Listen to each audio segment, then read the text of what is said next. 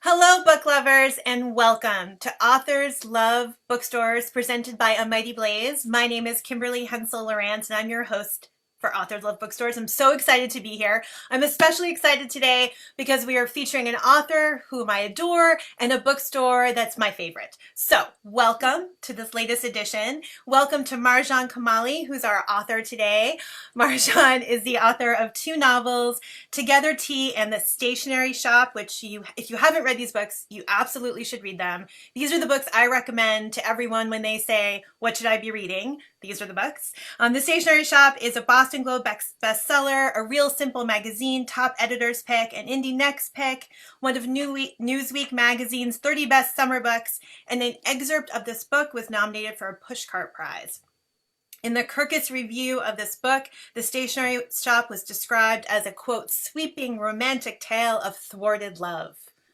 Anytime I can use thwarted in a sentence, I'm super happy. That's such great. Marjan is here with us today to talk about her favorite indie bookstore where we share it, Belmont Books. And with us from Belmont Books is Kathy Crowley, who is one of the co-owners. Welcome, Kathy. We're so happy to have you. We're so happy to be here. So we're going to kick off our conversation, Kathy, by asking you a few questions about the store. So our viewers who are out there on the internet, if they haven't been to Belmont Books, can get a good sense of what the store is like. So first off, can you tell us where is Belmont, Massachusetts, and a little bit about the community that you serve? Sure. So Belmont, Massachusetts is a small town outside of Boston. It borders Cambridge, Newton, Watertown, Arlington, for those of you who are closer to this area. We serve a lot of young families from those towns and also a lot of academics. It's a great community. We appreciate, it sort of extends. We also have customers from Waltham and Watertown, and it's been really a great experience. We've only been open 3 years, but it's been a lot of fun. 3 years. I happened to be there on the day that you opened your doors. Ah, I was trying to remember how many years ago. I brought my kids. We hung out in the kids section. You have this amazing kids section upstairs. Yeah. And you also have a cafe, which you are sitting near right now, Yep. right? Yep. Yep. So your cafe is a great spot where people can come and have a treat or a drink and while they peruse books. What's your favorite treat from the cafe? My favorite treat is actually, which sounds sort of boring, but there are some soups that I really like that they have when we're open, especially the black lentil soup. That's so. Okay. So And, when you're back open, people have to come and try the soup. yeah. Excellent. And so we've been talking to a lot of booksellers during this time of COVID-19, and we found that a lot of them have had to pivot the way that they do business in order to stay afloat. Can you tell us a little bit about how Belmont Books has responded? Well, I think we've tried really hard to keep connected to our community.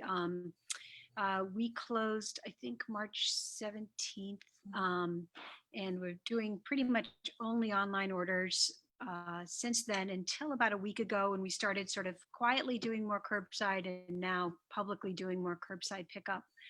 So we've tried to keep in touch with people through social media and newsletters. We really miss our customers.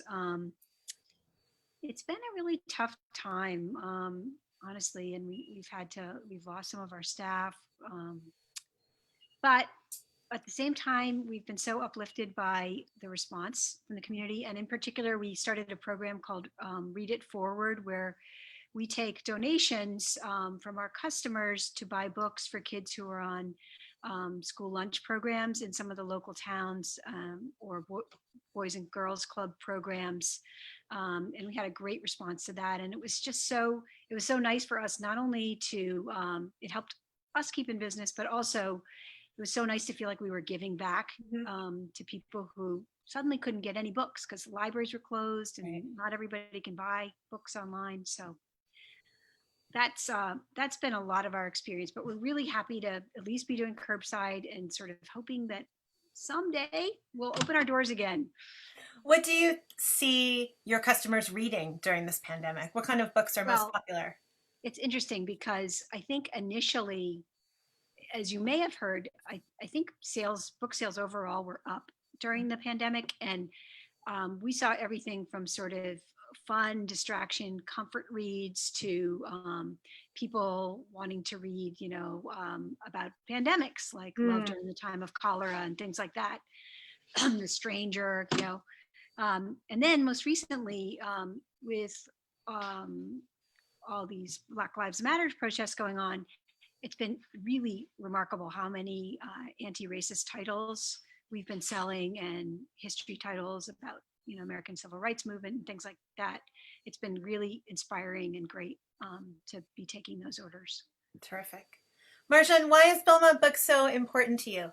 Why was it your pick for today? Well, as you know, we have an embarrassment of riches in the Boston area. I mean, I could rattle off the names of so many favorite bookstores, but Belmont Books is so special because it's my community bookstore. It's not in my town, but it's the closest to my town. And, I grew up in the tri-state area, and there in the quote unquote suburbs of New York, we would have the bridge and tunnel people who had to cross bridges and tunnels to get to the heart of Manhattan. And I was one of them for a while. But here it feels a bit like that too. If you're in the outer Boston suburbs, it's that much harder just to go even to Harvard Bookstore or to bookstores in Cambridge and Boston. Even Newtonville Books can sometimes feel far for us. I love that Belmont Books is our local community store, and it's so accessible and it feels like such a part of the community. It's the heart of the community. It is. Marjan? And one of the ways that the store is the heart of the community is all the events that happen at Belmont Books. I know that my family and I lost miserably at a Marvel trivia night at Belmont Books. I think we were the last team. We were terrible, much to the dismay of my children. But you do fun activities like that. And then you also have lots of events for writers and so many author readings. I would love to hear from each of you about an event you've been at Belmont Books that was especially memorable. Kathy, what was? Gosh. I know it's Uh, hard, right? uh, well, it is hard because we've had so many events that I've really loved. And so obviously we've had a lot of really big events that, when Tui Sutherland comes, who I have to confess, I didn't know until we opened a bookstore who Tui Sutherland is. And now I know so much about Tui Sutherland, but she came and we had 150 people in here. I think of these big events, our story slams Mm-hmm. have been fantastic. But sometimes I'll be at a small event where it's a poetry event, for example, and there's such a connection between the author or authors and the group that's there for the event that I just feel like, wow, I'm so lucky that I get to just sit in on these all the time. Yeah. So I have a lot of favorite events. Hard to pick one. Marjan, do you have one? Well, there is one that stands out. I mean, I've been to so many events at Belmont Books, and I've learned from them. I've loved them. I've participated in them. But one stands out, and that was when Belmont Books hosted the launch reading for Susan Bernard's Winterlude. Yeah. It was a very moving event. First of all, Susan is such a talented writer, and I love her books so much. So that helped.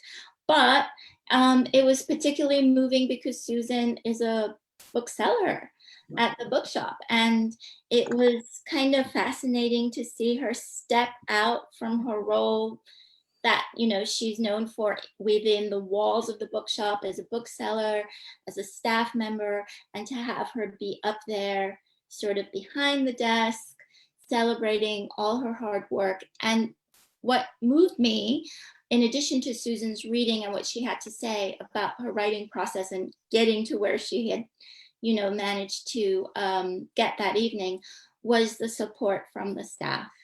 It felt like such a communal celebration. Everybody was so happy for her, so genuinely happy for her. You could just feel the energy in the store. And, those are the things that we love about Belmont Books. Like, we just have this sense of community and camaraderie and celebration. It was a night of celebration. That's wonderful. That was a really fun event. That was a really wonderful event. And Susan did such a great job, and her editor also was fantastic. They were great. Yes, yes. And so the book that we're talking about is Winterlude, which you can buy at belmontbooks.com. I want to talk about the fact that, so I have two events I've been to that I particularly enjoyed. One was when Madeline Miller came to speak and she read from Circe. It was a great event. I was so excited. And then recently I went to a virtual event you hosted. And so that's something else I want our viewers to know is that you're still doing these events. You're doing them online. So you had a conversation between Gish Jen and Lily King. And both of them talked about their new books, including Lily King's new book, Writers and Lovers, and Gish Jen's is The Resistors, right? So it was a wonderful conversation. Felt so intimate, felt like we were there, even though it was on Zoom.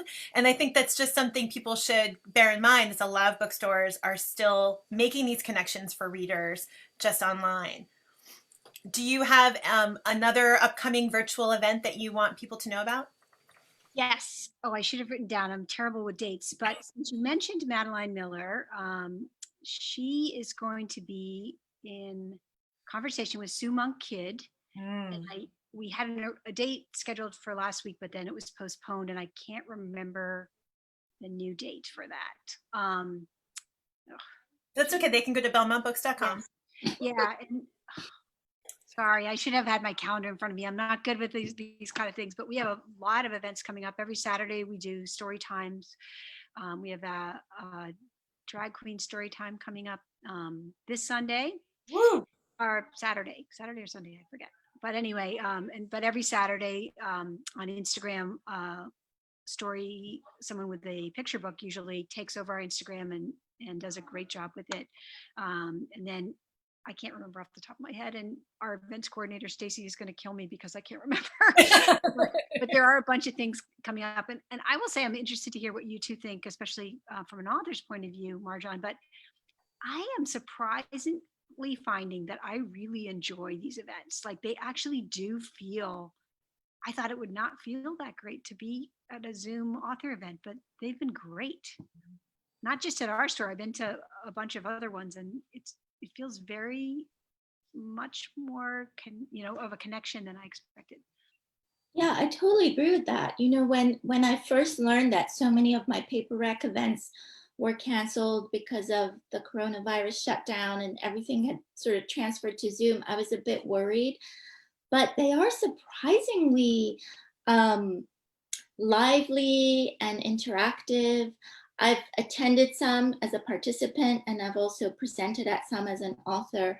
Of course, one advantage is you get people that normally wouldn't have been in your region.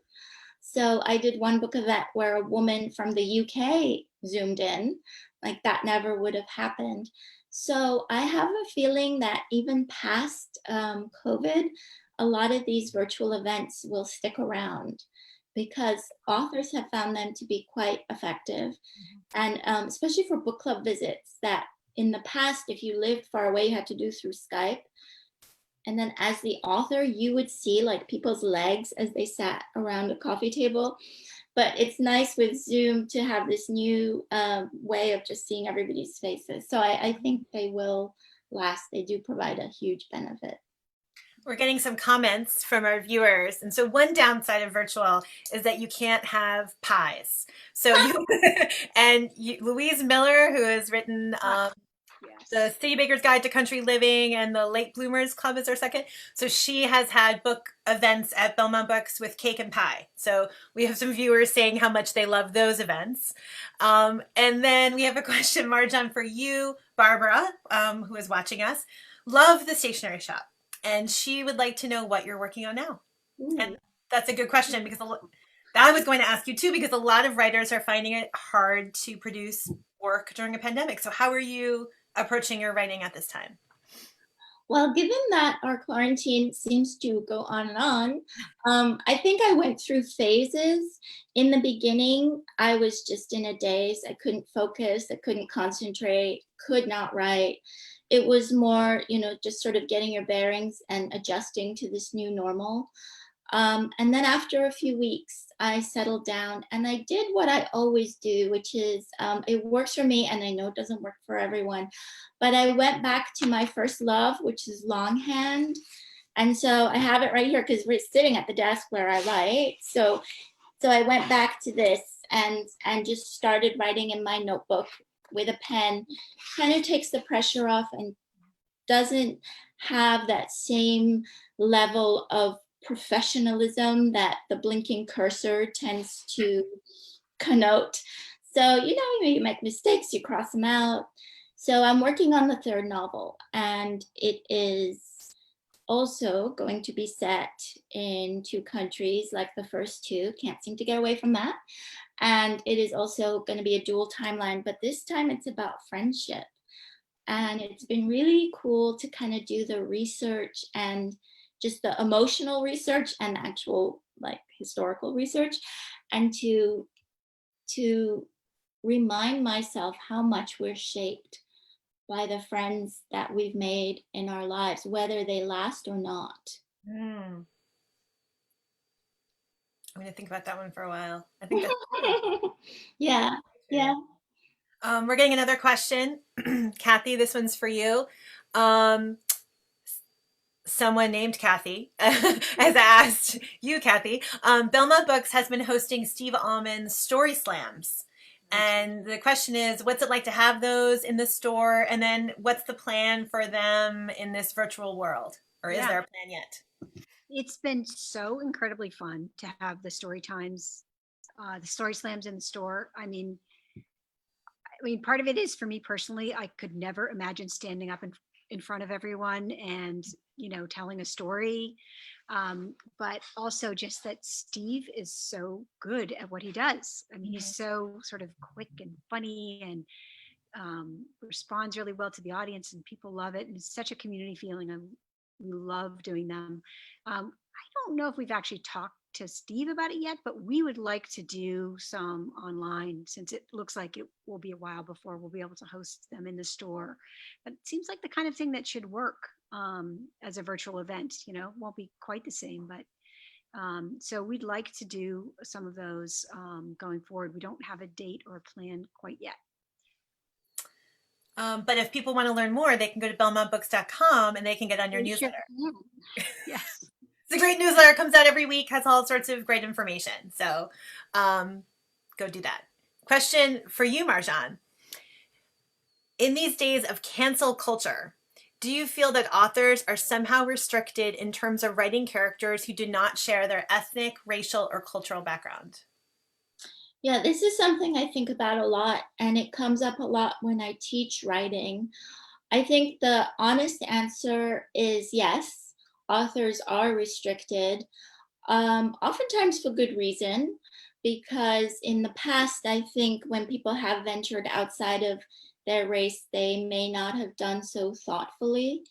At the end of the day, though, the ideal, the sort of the vision we're all working toward is to be able to have authors write about other cultures and step into other people's shoes and sort of inhabit those other characters' minds, because technically, we are creators and we want to do that, but it needs to be done very thoughtfully, and it needs to be done for good reason and not just as a gratuitous throwaway or because something is trendy. So I think a lot of thought needs to go into it. And my answer is yes, I do feel authors are restricted, but oftentimes it is for very good reason. Thank you for answering that question. One of the things that we've also heard from people during the pandemic is that it's been hard to concentrate in general on reading. So people may be buying more books, but it's harder to concentrate on reading them. So where have you found joy or solace over these past few weeks in books? What's a book that you'd like to recommend to our viewers, both from a bookseller perspective, Kathy, and Marjan from an author? Because this is always a question we get. People want to know what you're reading. They want to know because they want to add it to their to-read lists, or they want to go buy it from belmontbooks.com. So what's been inspiring for you to read these past couple weeks? Should I start? Yes, please. So a book that's been really uplifting. I felt so guilty for the past 2 years that I hadn't read Becoming, um, because we were selling zillions of copies of it. I'm such a fan of hers and of Michelle Obama's, and I kept saying, "Oh, I have to read that book. I have to read that book." Well, the fortunate thing about all that was I got to read that book now, and it's such a wonderful book, and I love the way she tells her story, and I have been listening to it on Libro FM, which is to me in this case even better because she's narrating it. So that's been my sort of um, it's I can't say it's escapism because she's talking about real issues and real problems in her real life, and yet I just love going into that world that she tells, that she's bringing us to. And then the other book that I'm reading, which is not an escape at all, is Masha Gessen's new book, Surviving Autocracy, which is kind of so on point to what's happening right now. So I can read it in small doses. Marjan, what about you? It's funny because right before the whole sort of series of recent events happened, I had been looking through my bookshelf, and I have my books sort of organized chronologically in the order that I read them. And I went back to my college bookshelf, and I had started to reread Sula by Toni Morrison. And what was so sort of healing about reading this book is it's the edition I read as a college student, so it has all my underlinings and stars and like little exclamation points that I made as a 19-year-old. But then to read it these many decades later, those were all made in pencil. So this time I used a pink pen, and I made the ones of the older reader, me doing it, and it was just I think reading fiction gives us a sense of order, even when we're reading about incredibly difficult topics and incredibly difficult histories. Because no matter what, you can just say, "Thank you, Toni Morrison, for the beauty of your language. Thank you for the magic of this novel." So then everything happened with George Floyd and Black Lives Matter and the protests. And every day I had Sula to sort of anchor me. So it's been incredibly edifying, and I would say healing, to go back to some of the books you may have already read, but to reread them in light of what's going on now. It's a great recommendation. Kathy, a question for you from our audience. Prior to the shutdown, what was the most surprising thing for you about running an independent bookstore?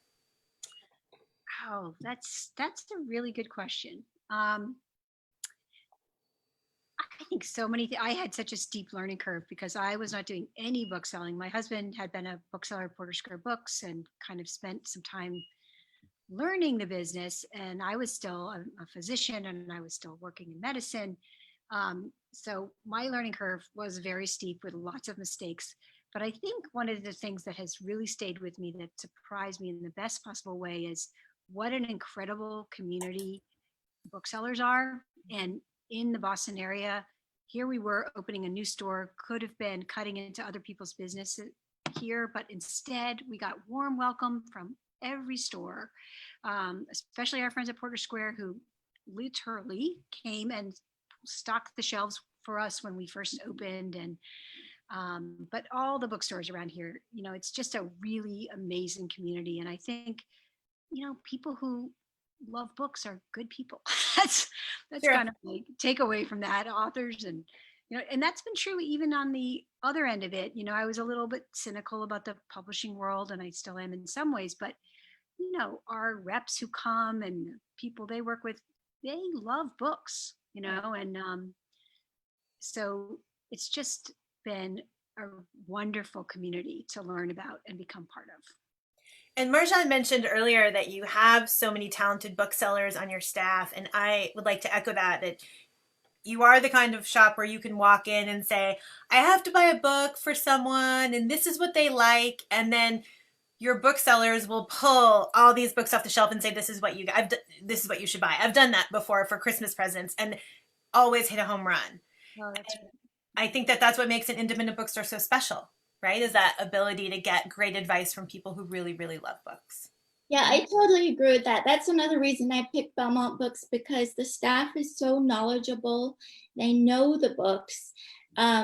They're eager to help you, and that makes all the difference. And now, having, been in this, I don't want to say business, but it is, I suppose, a business, but having been in this kind of vocation for a while, I say this at the risk of sounding perhaps too naive, but I truly believe booksellers are the best people. Um, so many indie bookshops across the country that I've had a chance to visit, and it's almost as though, God selected the kind of coolest, kindest, most thoughtful people and put them in independent bookstores. So that's another thing I miss now, because it was always a sense of sort of anchoring to walk into Belmont Books and you could just sort of breathe and say, okay, well, here I am. I'm with my people. Oh, Kathy, if people are looking for a book and they're stuck, they don't know what to get, can they call the shop and get a recommendation over the phone?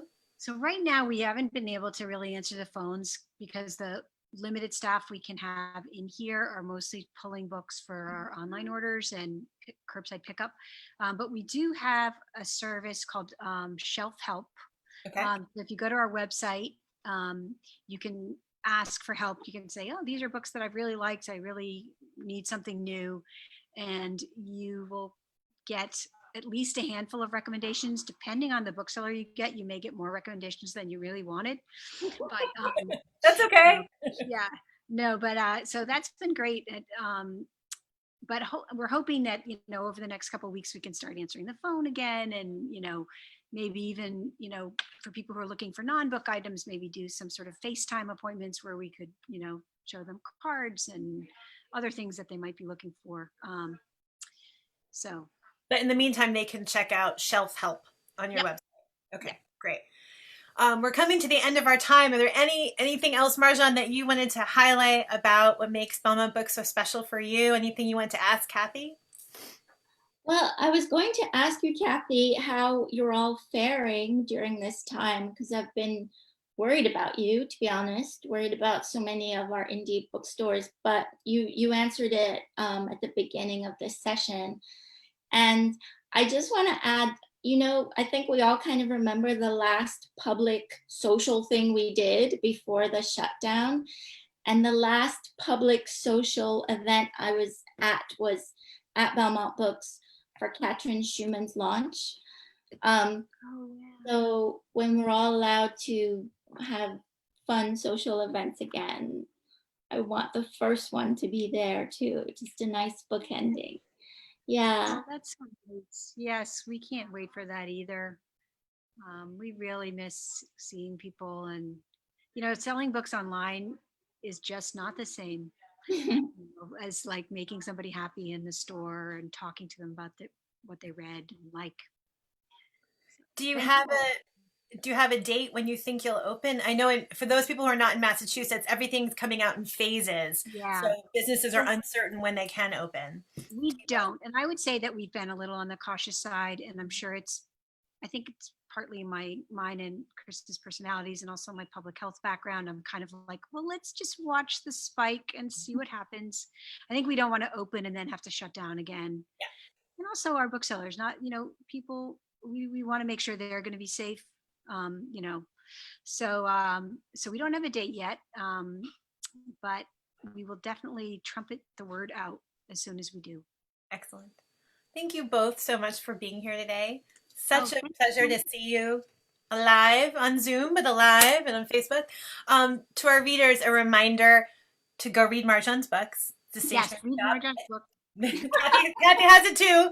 And Together Tea, both of which you can purchase on belmontsbooks.com. And you can learn more about Marjan on marjankamali.com. And a big shout out to all the booksellers at Belmont Books, how much we love them.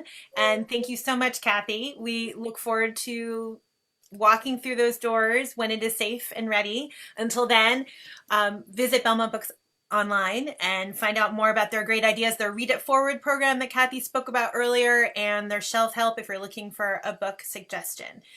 Thank you so much to our viewers for joining us here today for Authors Love Bookstores from Mighty Blaze. We'll be back here next Wednesday for more great conversation with authors and indie bookstores. Until then, be well and keep reading. Thank you. Thank you.